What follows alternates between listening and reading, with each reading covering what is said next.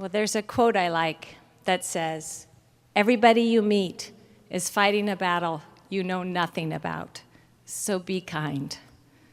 In my family's case, that battle is mental illness. At some point in our lives, one or more of us have experienced the following mental health challenges: major depression, generalized anxiety disorder, dysthymia, various phobias, panic attacks, social anxiety disorder, anorexia, bulimia, obsessive-compulsive disorder, attention deficit disorder, hyperactivity, post-traumatic stress disorder, narcissistic personality disorder, borderline schizophrenia, delusions, disassociation, and brief psychotic episodes. My mental health journey started at the age of 3. Debilitating night terrors had me convinced that I was going to be attacked by some faceless man in my sleep. The terrors were relentless and accompanied by insomnia, migraines, and until I was 12 years old, nightly bedwetting. As I got older, I got trapped in obsessive thinking and compulsive actions in desperate attempts to feel safe at night.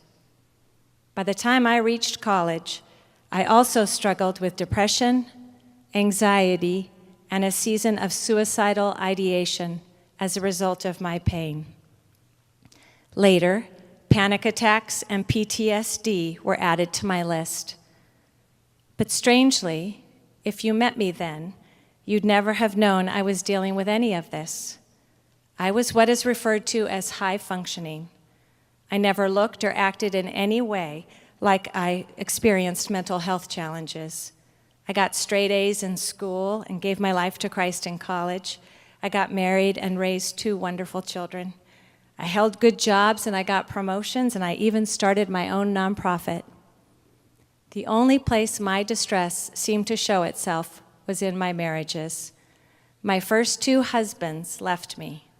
The first after 9 years, the second after 15. And I secretly worried that God too would soon be on his way out the door. After all, what kind of a witness was I for him if I was in such mental and emotional pain all the time? To make things even harder, my family was struggling with mental health issues of their own, which expressed themselves through multiple suicide attempts, struggles with drug and alcohol addiction, several long-term stays in hospital, psychiatric, and treatment facilities, and lots of codependency, though that was mostly on my part. That's because with every new diagnosis, I worked that much harder to show my hurting family that none of their issues changed how much I loved them or how valuable they were to me or the world. They knew they could count on me to be there in the midst of their suffering, fiercely fighting for their wounded minds and hearts, and focusing on their pain helped keep me from going over the edge myself. My family needed me, and I couldn't let them down. Where was God in all this? Well, growing up, I didn't know anything about God. That is, until a crisis pregnancy in college. I had an abortion and fell into total despair. My non-Christian boyfriend started reading me the Psalms, something his mom had done for him when he was upset as a little boy. And hearing the Psalms was like coming home, only to a home I'd never known before. I wanted to give my life to this God and did, and I desperately hoped he would heal my mental unwellness, but he didn't. And I soon found myself returning to familiar patterns and thoughts. I felt so much shame, like a complete spiritual failure. And sadly, many of the Christians I knew only reinforced this feeling.